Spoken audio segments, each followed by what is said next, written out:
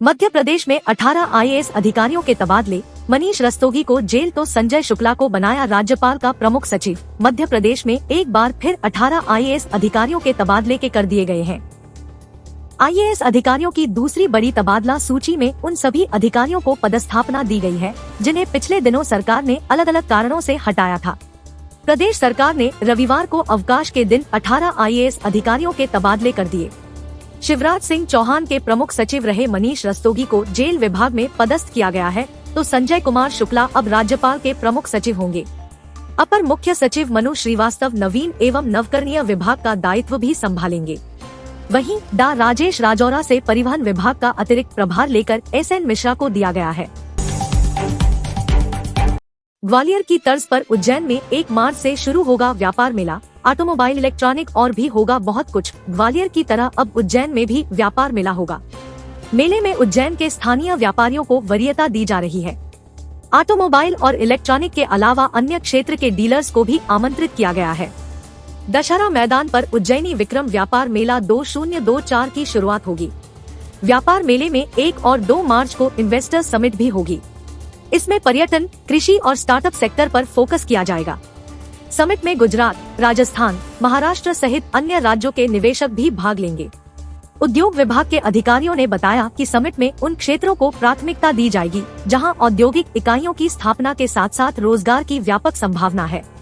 Garment, textile, food processing के जरिए रोजगार के अवसर सृजित किए जाने पर ध्यान दिया जाएगा।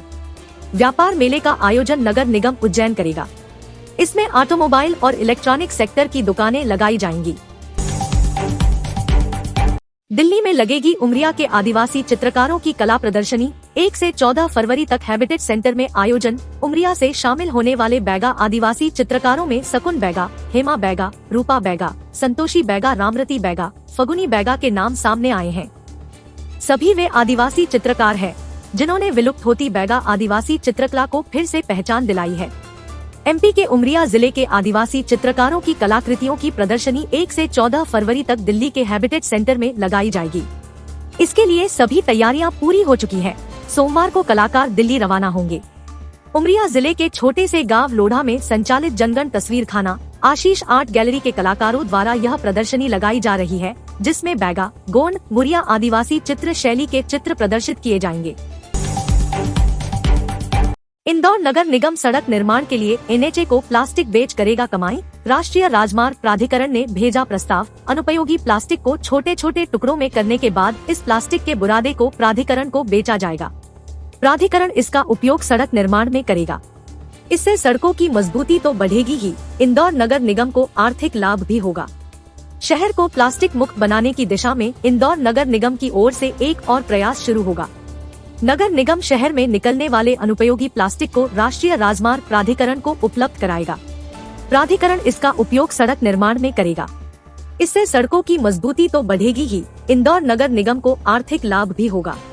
प्रयोग की शुरुआत इंदौर से ही होगी। सफलता मिलने पर प्राधिकरण इसे अन्य शहरों में भी लागू करेगा। सीयूईटी पीजी की प्रवेश परीक्षा नेशनल टेस्टिंग एजेंसी (एनटीए) ने मार्च में करवाने की तैयारी कर ली है। नवंबर 2023 में एनटीए ने परीक्षा की तारीख निर्धारित कर दी, जो 11 से 28 मार्च तक पेपर होंगे। दिसंबर से आवेदन की प्रक्रिया चल रही है। एजेंसी ने पहले 27 जनवरी तक रजिस्ट्रेशन रखे थे, लेकिन विद्यार्थियों की मांग पर पंजीयन के लिए 31 जनवरी तक अंतिम तिथि रखी है।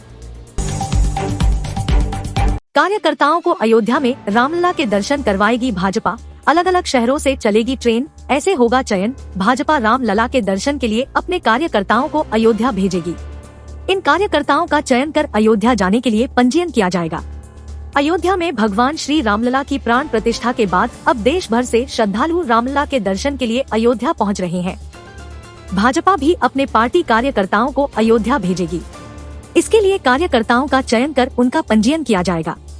फरवरी माह से मध्य प्रदेश से भी कार्यकर्ताओं की अलग अलग टोलियां बनाकर उन्हें अयोध्या भेजा जाएगा। इसके लिए मध्य प्रदेश के अलग अलग शहरों से ट्रेनें चलाई जाएंगी और कार्यकर्ताओं का पंजीयन कर प्राथमिकता के आधार पर अयोध्या रवाना किया जाएगा। नर्मदा नदी में मशीनों से निकाली जा रही रेत, माफियाओं पर नहीं हो रही कार्रवाई। नृसिंह कुंड से लेकर बिल्लौरा तक रेत माफिया नर्मदा नदी में पनडुब्बी मशीनें लगाकर रेत का अवैध उत्खनन किया जा रहा है। नर्मदा नदी में रेत का अवैध कारोबार रोकने के जिला प्रशासन के दावे खोखले साबित हो रहे हैं। रेत माफियाओं के आगे प्रशासन की कार्रवाई भी कारगर साबित नहीं हो रही है।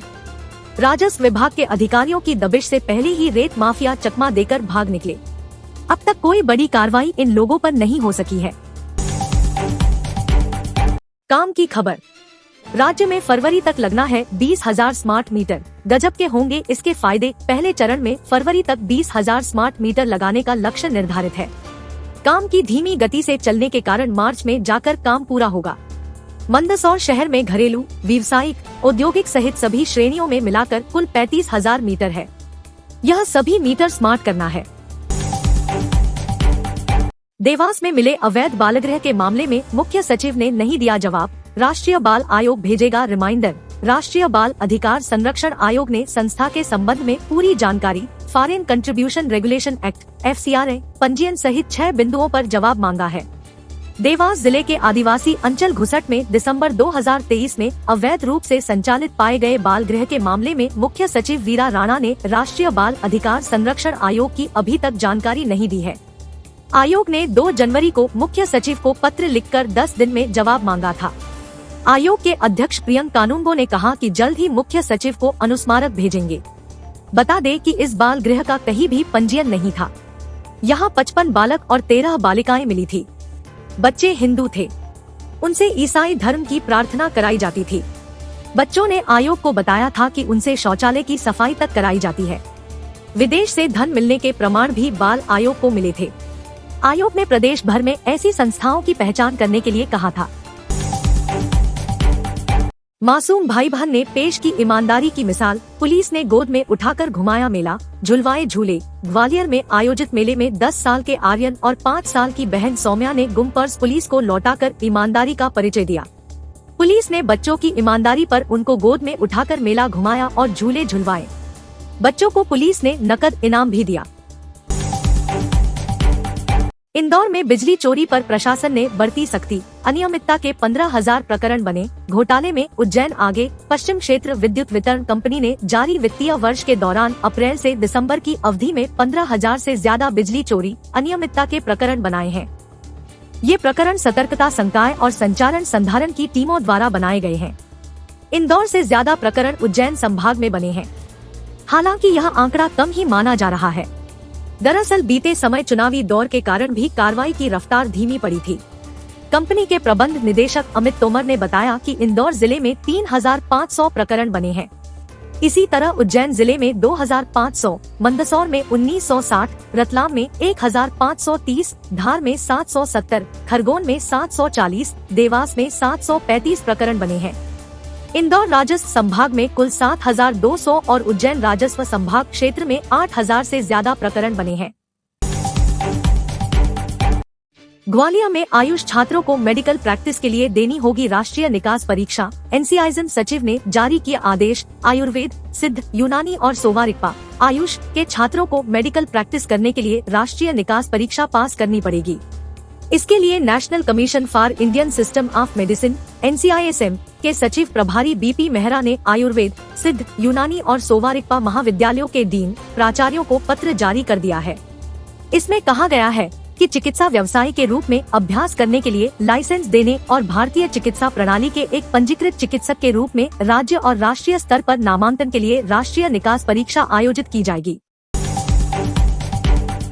MP नर्सिंग पैरामेडिकल कॉलेज 12 साल में पद नहीं भरे, मान्यता में भोपाल से देर हुई, विश्वविद्यालय पर फोड़ा ठीकरा। MP मेडिकल साइंसेज यूनिवर्सिटी में मानव संसाधन की कमी, परीक्षा के समय पर आयोजन और परिणाम की घोषणा में रोड़ा बनी हुई थी।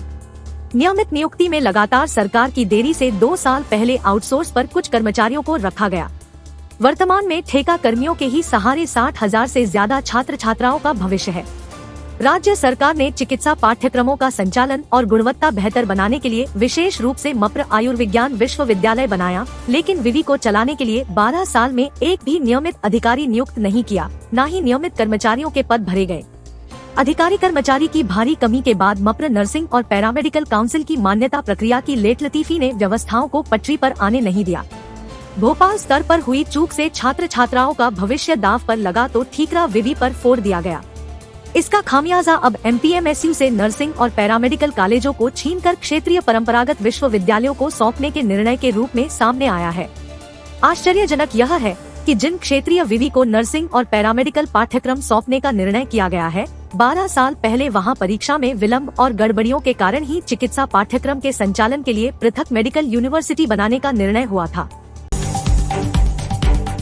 भोपाल दिल्ली वंदे भारत एक्सप्रेस के बाथरूम की तस्वीरें कर देंगी हैरान, देखकर पकड़ लेंगे अपना माथा। भोपाल वंदे भारत एक्सप्रेस दिल्ली से भोपाल के बीच चलने वाली वंदे भारत ट्रेन के बाथरूम की तस्वीरें सामने आई है। तस्वीरों में ट्रेन के बाथरूम में गंदगी दिख रही है, जो इस तरह की प्रीमियम ट्रेन से सामने आने की लोग उम्मीद कम ही करते हैं। कुछ समय पहले ही देश के कई हिस्सों में बड़े शहरों के बीच हाईटेक सुविधाओं से लैस वंदे भारत शुरू की गई है। वंदे भारत ट्रेन अपनी रफ्तार और दी जाने वाली बेहतरीन सुविधाओं के लिए लोगों के बीच चर्चा में रहती है। वर्तमान में कई बड़े 2 शहरों के बीच सबसे जल्दी पहुंचाने वाली वंदे भारत में सफर करने का लोगों में खूब क्रेज भी है। राजधानी दिल्ली के हजरत निजामुद्दीन रेलवे स्टेशन से भोपाल के रानी कमलापति स्टेशन के बीच चलने वाली वंदे भारत ट्रेन के बाथरूम की कुछ तस्वीरें सामने आई है। ये तस्वीरें वंदे भारत जैसी सुपर ट्रेन से आने पर सुविधाओं को लेकर सवाल खड़े कर रही है। भाजपा ने बालाघाट, बुरहानपुर, रतलाम व छतरपुर में बदले जिलाध्यक्ष। भारतीय जनता पार्टी ने विधानसभा चुनाव में पराजय झेलने वाले 4 जिलों बालाघाट, बुरहानपुर, रतलाम और छतरपुर के अध्यक्ष को हटाकर नया अध्यक्ष नियुक्त कर दिया है। पिछले दिनों अनुशासन समिति की बैठक में 40 से अधिक जिलों में भाजपा जिला अध्यक्ष से लेकर विधानसभा चुनाव में महत्वपूर्ण भूमिका में कार्यरत नेताओं पर भितरघात के आरोप लगाते प्रत्यक्ष प्रमाण के साथ शिकायतें की गई थी। बैठक के बाद देर शाम वन विकास निगम के अध्यक्ष माधव सिंह डाबर को हटा दिया गया था। डाबर ने भाजपा से बागी होकर अलीराजपुर जिले के जोबट विधानसभा सीट से निर्दलीय चुनाव लड़ा था। अब बैठक के 2 दिन बाद 4 जिला अध्यक्षों को हटाया गया है।